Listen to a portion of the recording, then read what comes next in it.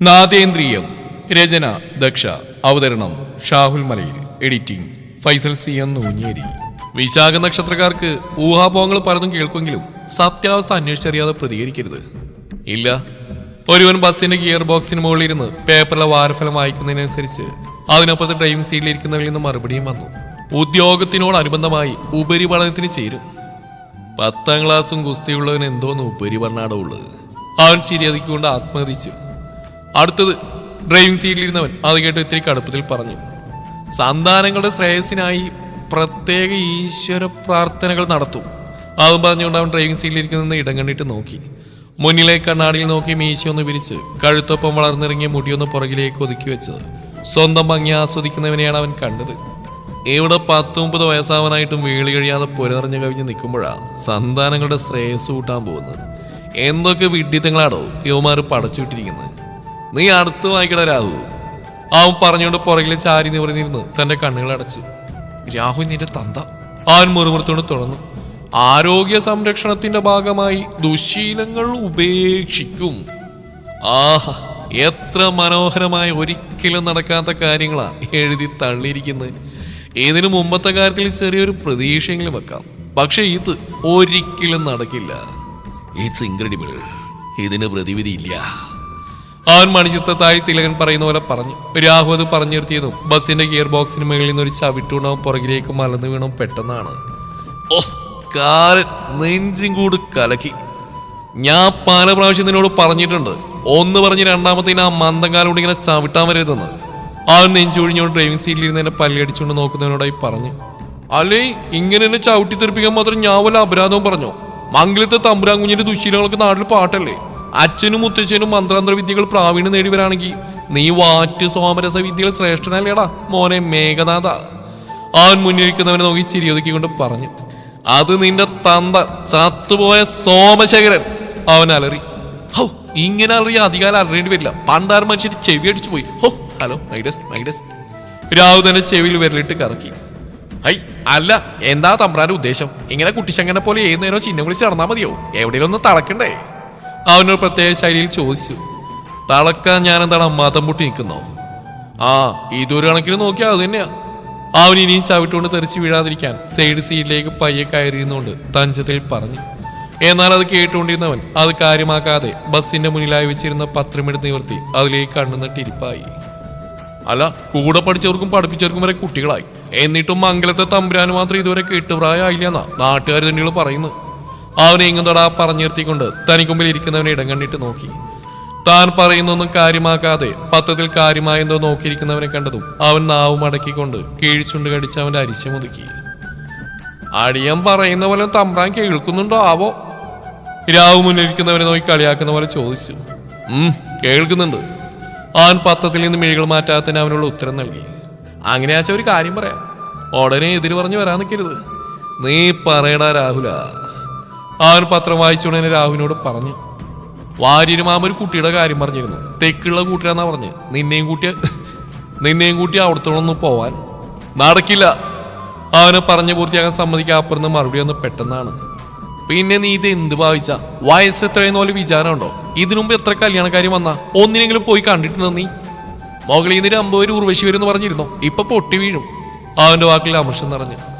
എടാ രാഹു, ഈ 50 ഉർവശിയൊന്നും വേണ്ട. ദേ, ഇതിനെ നീ എന്റെ മുമ്പിൽ കൊണ്ടുവന്ന് നിർത്തിയാ അപ്പ കെട്ടിയേക്കാം. എന്തേ? അവൻ വായിച്ചിരുന്ന പത്രഭാഗം അവന്റെ മുന്നിലേക്ക് മടക്കിക്കൊണ്ട് അതിൽ കാണുന്ന ഭരതനാട്യം കളിക്കുന്ന പെൺകുട്ടിയുടെ ചിത്രം ചൂണ്ടി അവൻ പറഞ്ഞു. ആഹാ, ഇത് ശോഭനമ്മ താനേ. പാകൃതക്ക് ബൊമ്മി മാതിരി ഇരിക്കാങ്കേ ഇല്ലയാ തമ്പ്രാ. അങ്ങോട്ട് വന്ന മണിയൻ പേപ്പർ കയ്യിലേക്ക് എടുത്തുകൊണ്ട് പറഞ്ഞു. ബൊമ്മിയാ എന്ന് വെച്ചാ? അവൻ ആ പത്രത്തിലേക്ക് നോക്കിക്കൊണ്ട് മണിയനോട് ചോദിച്ചു. ബൊമ്മിയല്ല അമ്മി. എടാ തിണ്ടി, നീ ഇങ്ങനെ കണ്ട സിനിമാ നടിമാരെ നോക്കി ഇരിക്കലേ ഉണ്ടാവും. നിന്റെ വലിയ മുത്തച്ഛനെ കൂട്ടി കന്യകനായിട്ട് മരിക്കാനായിരിക്കും നിന്റെ വിധി. ചിഹ്നം വിളിച്ചു നടക്കുന്ന സമയത്ത് ഒന്നിനെ പ്രേമിച്ചില്ല. ഇപ്പം മിസ്റ്റർ ബ്രഹ്മചാരി കളിച്ച് നടക്കവൻ ആലവനാതി. രാഹു തന്റെ അമർഷം മൊത്തം പ്രകടിപ്പിച്ചുകൊണ്ട് അവിടുന്ന് നടന്നു നീങ്ങി. എന്നാച്ച അവർക്ക്? മണിയൻ ഉടുത്തിരുന്ന മുണ്ടുമടക്കി കുത്തിക്കൊണ്ട് ദേഷ്യത്തോടെ നടന്നു പോലും ദൃഷ്ടി മാറ്റാതെ ഡ്രൈവിംഗ് സീറ്റിലിരിക്കുന്നവനോടായി ചോദിച്ചു. അവനേ ഭ്രാന്ത്. അപ്പടീനാ എന്താ പറയാ? ആ, പൈത്യമാ. എന്നിട്ട് നീങ്ക സൊല്ലില്ലല്ലോ തമ്പ്രാ. ആ, ഇപ്പൊ പറഞ്ഞില്ലേ, നീ എന്നോട് കിന്നരിക്കാതെ പോയി ആളെ വിളിച്ച് കയറ്റാൻ നോക്കടാ. എനിക്ക് പോയിട്ട് വേറെ പണിയുള്ളതാ. ആ ഡ്രൈവർ ഗോപാലൻ വന്നാലേ എന്നെ കണ്ടിട്ട് വണ്ടി എടുത്താൽ മതി പറഞ്ഞേക്ക്. സോറി തമ്പ്ര. അതും പറഞ്ഞവൻ നടന്നു നീങ്ങി. എനിക്ക് തീരെ ഇവിടെ പറ്റില്ല കേട്ടോ കുഞ്ഞുമണി. ഇതിപ്പോ ഇവിടെ വേറെ വാലിക്കാരി പെണ്ണുങ്ങൾ ഇല്ലായിട്ടാ എന്നെ ഇങ്ങനെ എല്ലാത്തിനും ഇട്ട് ഓടിക്കണ്. അവൾ അടുക്കളത്തിട്ടയിലിരുന്ന് ഉണങ്ങിയ വാളംപുളിക്ക് ഒരു കുത്തിക്കളഞ്ഞുകൊണ്ട് അവിടെ അടുത്തതിനൊരു പായൽ കൈയിട്ട് ഒരു കിലുക്കവും പിടിച്ച് അതും കിലുക്കി ആ ശബ്ദം ആസ്വദിക്കുന്ന കുഞ്ഞിനോടായി പറഞ്ഞു, എല്ലാവർക്കും വിളിക്കാൻ എൻ്റെ പേര് മാത്രമേ നാവില് വരൂ. അവൾ കയ്യിലെ കോർത്ത മുനയുള്ള കത്തിയൊന്ന് ഉയർത്തിപ്പിടിച്ചുകൊണ്ട് കുഞ്ഞിനെ നോക്കി ചുണ്ടു ചുളുക്കിക്കൊണ്ട് ചോദിച്ചു, നീ ഇവിടെ കൊണ്ടുവന്ന തമ്പുരാൻ കുഞ്ഞാ, അവൻ നിന്റെ കാര്യം മാത്രം നോക്കിയാൽ മതി എന്ന് പറഞ്ഞിട്ട് എന്നിട്ട് ഇപ്പം അതാണ് ഇവിടെ നടക്കണേ. എൻ്റെ ഇല്ലത്തായിരുന്നപ്പോൾ പോലും ഞാനിങ്ങനെ കഷ്ടപ്പെട്ടിട്ടില്ല, അറിയോ നിനക്ക്? കാര്യമൊക്കെ ശരി, ക്ഷയിച്ചു പോയി ഇല്ലാണെങ്കിൽ കൂടി അവിടെ ആരും എന്നെ കൊണ്ടൊരു പുളിയില പോലും പെറുക്കിക്കില്ലായിരുന്നു. അവൾ ചുണ്ടു കൂർപ്പിച്ച് തന്നെയും കിലുക്കവും മാറി മാറി നോക്കിക്കൊണ്ടിരിക്കുന്ന കുഞ്ഞിനോടായി പറഞ്ഞു, അവിടെ തനിച്ചിരിക്കാൻ ഭയമായിട്ടാ തമ്പുരാൻ കുഞ്ഞ് വിളിച്ചപ്പോൾ ഇങ്ങോട്ട് പോന്ന്. നിന്നെ മാത്രം നോക്കിയാൽ മതി എന്ന് എന്നോട് പറഞ്ഞു. ആ വാക്ക് കേട്ടാ ഞാൻ മുന്നും പിന്നെ നോക്കാതെ ഇറങ്ങി തിരിച്ചു. അവൾ ആ ഓർമ്മകളിൽ അലഞ്ഞുകൊണ്ട് പറഞ്ഞു, പറയുമ്പോൾ ഇവിടുത്തെ തന്നെയല്ലേ ഞാനും. എൻ്റെ അച്ഛനും ഇവിടുത്തെ തമ്പ്രാക്കന്മാരായ കാലത്ത് ഒരുപാട് സഹായിച്ചിട്ടുള്ള. അതിപ്പോൾ പണമായിട്ടും അല്ലാണ്ടേയും അന്ന് അച്ഛൻ സഹായിച്ചു, ഇന്ന് ആ അച്ഛൻ്റെ മകൾ സഹായിക്കുന്നു. അച്ഛൻ സഹായിച്ച തമ്പ്രാക്കന്മാരെയാണ് ഞാൻ സഹായിക്കുന്നത് അവരുടെ തമ്പ്രാട്ടിമാരെയാ. ആ ഒരു വ്യത്യാസം മാത്രമേ ഉള്ളൂ. നിനക്കറിയോ, എൻ്റെ അച്ഛൻ ജീവിച്ചിരിക്കുന്ന കാലത്തോളം ഒരാളുടെ മുമ്പിൽ ശിരസ് കുനിച്ച് അടിയാളിനെ പോലെ നിൽക്കണത് കണ്ടിട്ടില്ലേ ഞാൻ.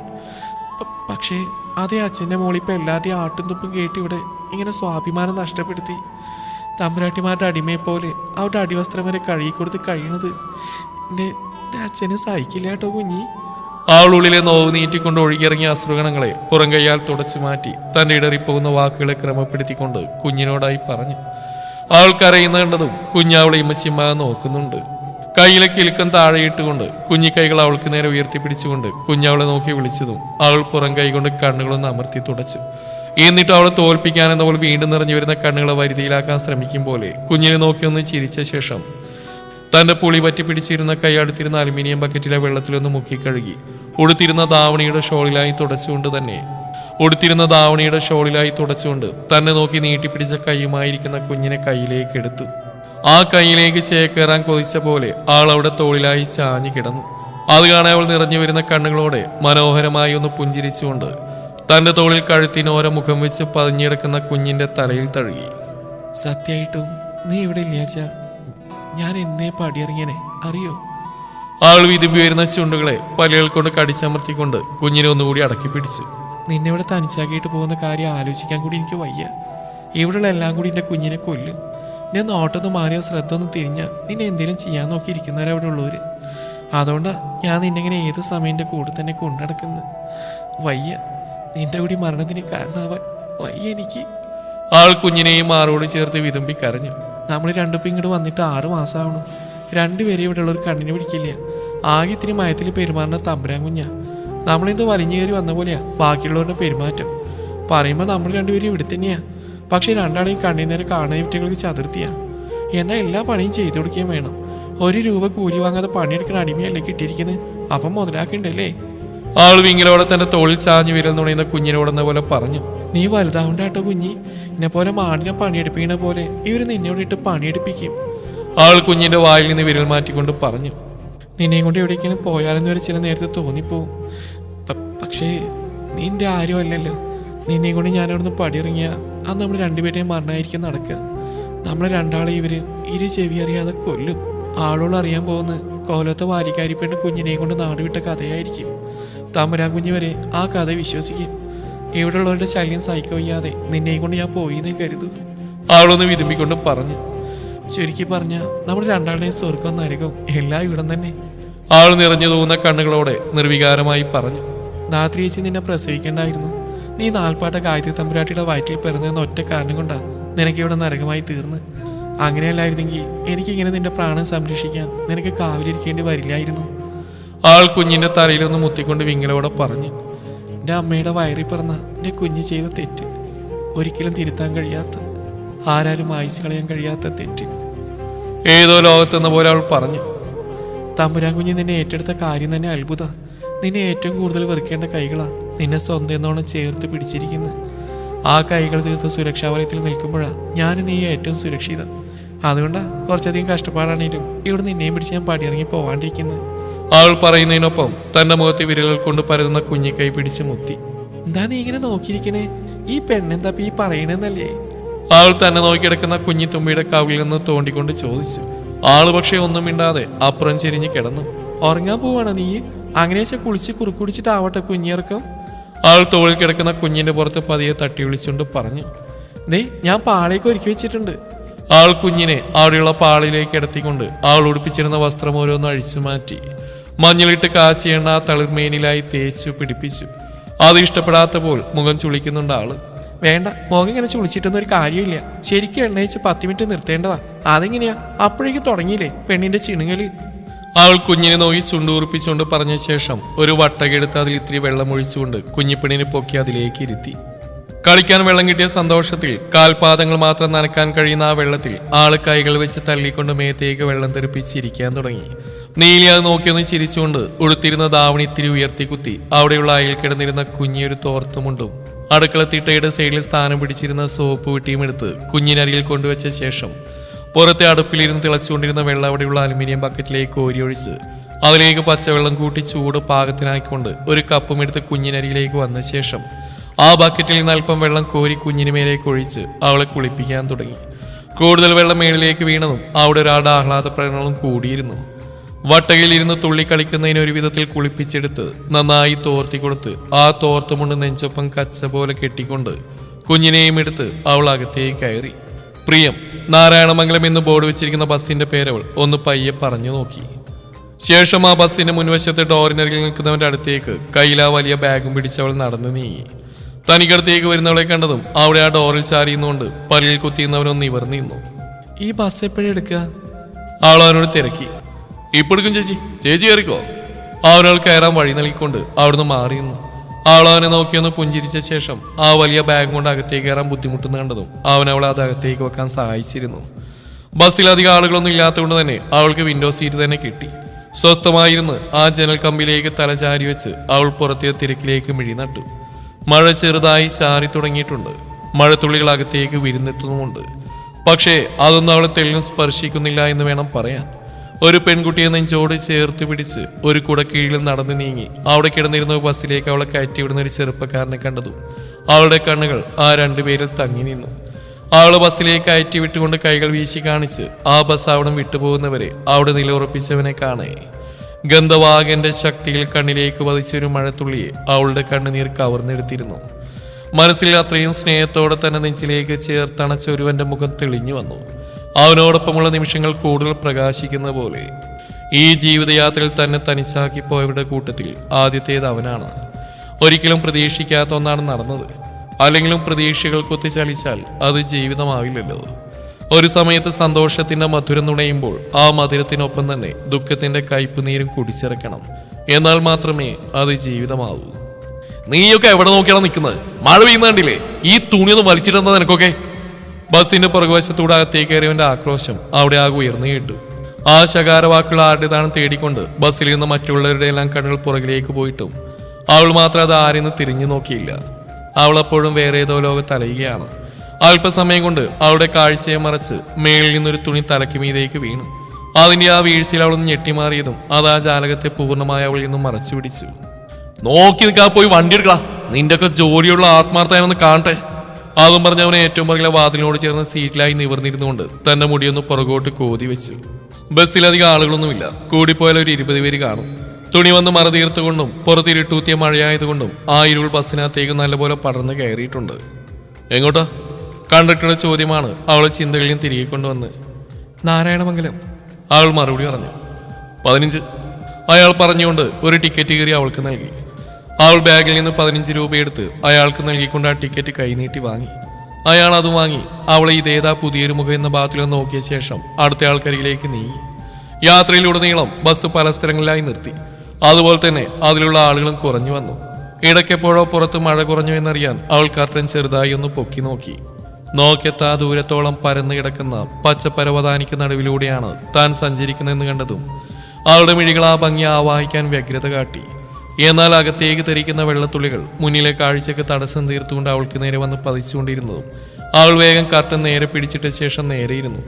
അല്പദൂരം താണ്ടിയതും കണ്ടക്ടറുടെ ശബ്ദമാണ് ചെറിയ മയക്കത്തിലേക്ക് ഊപ്പൂത്തിയവളെ ഉണർത്തിയത്. നാരായണമംഗലം.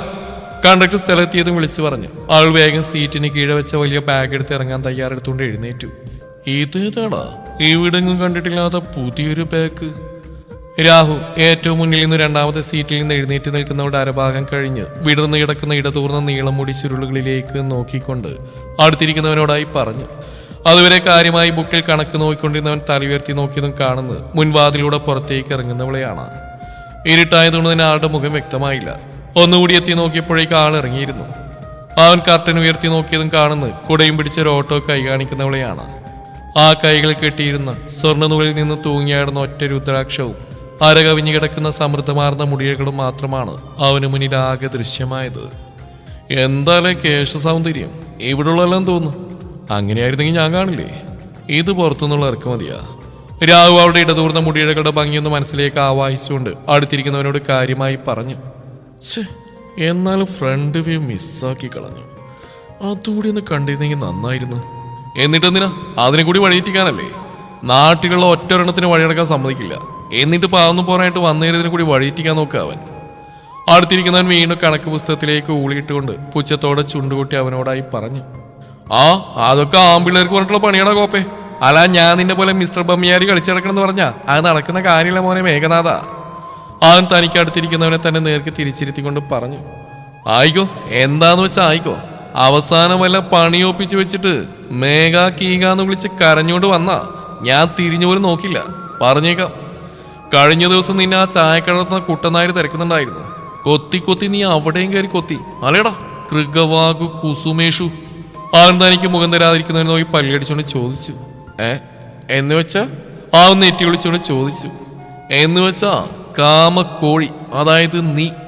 അവൻ പറഞ്ഞുകൊണ്ട് നിർത്തിയിട്ട ബസ്സിൽ നിന്ന് പുറത്തേക്ക് ഇറങ്ങി. ചേറ്റ, ആ നിന്റെ തന്ത ദത്തൻ. രാവുടുത്തിരുന്ന മുണ്ടും മടക്കി കുത്തി ഇറങ്ങിപ്പോകുന്നതിനെ നോക്കി മുറുമുറുത്തു. അലി വേണ്ട, ഒന്നും അറിയാത്ത അങ്ങേരുന്നതിനെ ഇതിലേക്ക് വലിച്ചിരുന്നു. അവൻ സ്വയം പറഞ്ഞുകൊണ്ട് മേഘന് പുറകെ പോയി. ബസ്സിൽ നിന്നിറങ്ങിയ മേഘൻ കാണുന്നത് കുറച്ചു മാറി എന്തോ പോയ അണ്ണാനെ പോലെ നിന്ന് കാര്യമായിട്ട് എന്തോ ആലോചിച്ചുകൊണ്ടിരിക്കുന്ന മണിയനെയാണ്. ദാ മണിയാ, ആരും നീട്ടി വിളിച്ചു. ഓം ബ്രാ. അവൻ വിളിയോട്ടുകൊണ്ട് വേഗം അവനടുത്തേക്ക് വന്നു. നീ എന്താണ് നിന്ന് സ്വപ്നം കാണുന്നോ? പോയാ ബസ്സൊന്ന് കഴുകിയിട്, ഞാൻ തടിമിൽ വരെ പോവാ. രുദ്ര വന്നാ പറഞ്ഞേക്ക് രാവിലെ ഞാൻ ഏൽപ്പിച്ച പണം ബാങ്കിൽ പോയി അടക്കാതെ എന്നെ കാണാൻ മില്ലിലേക്ക് വരണ്ടാന്ന്. അവൻ മണിയെ പറഞ്ഞേൽപ്പിച്ചു. നീ ഇത് എന്തോ നോക്കിക്കോടാ, ഞാൻ പറഞ്ഞ പോലെ നീ കേട്ടോ? മേഘൻ താൻ പറഞ്ഞൊന്ന് അവനോടെയല്ല എന്ന പോലെ വേറെ ഏതോ ചിന്തയിൽ മുഴുകി നിൽക്കുന്നവനെ നോക്കിക്കൊണ്ട് അല്പം ശബ്ദം ഉയർത്തിക്കൊണ്ട് തിരക്കി. സോലിഗ്രൻ തമ്പ്ര. അവൻ പറഞ്ഞ അവിടെ കിടന്നിരുന്ന കറുത്ത മഹീന്ദ്രയുടെ 2010 മോഡൽ താറിലേക്ക് കയറിയിരുന്നു. അവനത് സ്റ്റാർട്ടാക്കിയതും വേഗം കോ ഡ്രൈവിംഗ് സീറ്റിന്റെ വാതിൽ തുറന്നുകൊണ്ട് രാഹു അതിനകത്തേക്ക് കയറിയിരുന്നു. എന്നെ കൂടാതെ പോവാന്ന് കരുതിയോടെ തെണ്ടി. അവൻ മേഘൻ നോക്കി കണ്ണൂരിക്കൊണ്ട് തിരക്കി. എന്നെ നോക്കി കണ്ണൂരിട്ടാ വണ്ടി എടുക്കണ ചെറിയ തമ്പുരാനെ. അവൻ തന്നെ നോക്കി ദയിപ്പിക്കുന്നവനോടായി പറഞ്ഞു. മേഘൻ തനിക്കരികിൽ പുച്ഛം വാരി ഉതിരിക്കുന്നവനൊന്ന് പല്ലടിച്ച് നോക്കിക്കൊണ്ട് ഫസ്റ്റ് ഗിയർ ഇട്ട് വണ്ടി മുന്നോട്ടെടുത്തു. വേഗം വിട്ടോ, അമ്പലത്തിൽ പെമ്പിള്ളേർ കുമ്പസാരിക്കാൻ പറ്റുന്ന സമയം മിസ്സാക്കാൻ പാടില്ല. അവൻ മുന്നിലെ കണ്ണാടിയിൽ നോക്കി വട്ടച്ചീപ്പ് കൊണ്ട് മുടിയൊന്ന് ചീകി ഒതുക്കുന്നതിൽ പറഞ്ഞു. ശവം. അത് കേട്ട മേഘന്റെ ചുണ്ടുകൾ അജ്ഞയോടെ മൊഴിഞ്ഞു. ആനാലും എങ്ക പാത്തേന്ന് തെറിയ മാട്ടേങ്കത്. അവർ പോയ വഴി നോക്കിയതുകൊണ്ട് മണിയും വീണ്ടും അവൻ അരട്ടിക്കൊണ്ടിരുന്ന ചിന്തയിലേക്ക് വീണു. ഏതാളോ കുട്ടനായരെ ആ പെൺകുട്ടി? ഇവിടെ ഒന്നും കണ്ടിട്ടുള്ളതല്ലോ. കുട്ടനായരുടെ കടയിലെ സ്ഥിരം സന്ദർശകനായ വേലായുധൻ റോഡിന് എതിർവശം നിൽക്കുന്നവളെ പ്രായാധിക്യം മൂലം കാഴ്ച മങ്ങി തുടങ്ങിയ കണ്ണുകൾ ചുരുക്കി നോക്കിക്കൊണ്ട് കുട്ടനായരോടായി പറഞ്ഞു. ശരിയാലേ, ഇതേതപ്പ പുതിയൊരു മുഖം? കണ്ടിട്ടിവിടെ കൂടാമെന്നാണ് തോന്നുന്നു. അയാൾ അവിടെ കൈകൾ പിടിച്ചിരിക്കുന്ന വലിയ ബാഗ് നോക്കി പറഞ്ഞു. എന്തായാലും കുട്ടി കൊള്ളാം, കാണാൻ നല്ല ചേരുണ്ട്. വേലായുധ റോഡിനപ്പുറം റോഡിന് ഇരുവശവും നോക്കിക്കൊണ്ട് ശ്രദ്ധയോടെ റോഡ് മുറിച്ചടക്കാൻ ഒരുങ്ങുന്നവളിൽ തന്റെ കണ്ണുകൾ പതിപ്പിച്ചു വെച്ച് മുന്നിലെ കറപുരണ്ട പല്ലുകൾ കാണിച്ചൊന്ന് ചിരിച്ചുകൊണ്ട് കുട്ടനായരോട് പറഞ്ഞു. ഒന്നുമില്ലേലും തന്റെ മകളുടെ പ്രായമുള്ള കുട്ടിയല്ലേടോ? മകളുടെ പ്രായമല്ലേ ഉള്ളൂ, മകളല്ലല്ലോ. അയാൾ അവളിൽ നിന്ന് കണ്ണുകൾ മാറ്റാതെ മറുപടി നൽകി. വൃത്തിയേട്ടവൻ. അയാൾ അനിഷ്ടത്തോടെ അയാളെ നോക്കി പറഞ്ഞു. ഇങ്ങോട്ടാണല്ലോടോ നായരെ. അയാൾ ചായക്കടക്ക് നേരെ നടന്നെടുക്കുന്നവളെ നോക്കി പറഞ്ഞുകൊണ്ട് മുറ്റത്തേക്കൊന്ന് മുറുക്കി തുപ്പി. കുട്ടനായർ തന്റെ കടക്കരികിലേക്ക് നടന്നെടുക്കുന്നവളെ നോക്കി. തുടരും ഈ കഥയുടെ ബാക്കി ഭാഗം നാളെ ഇതേ സമയം.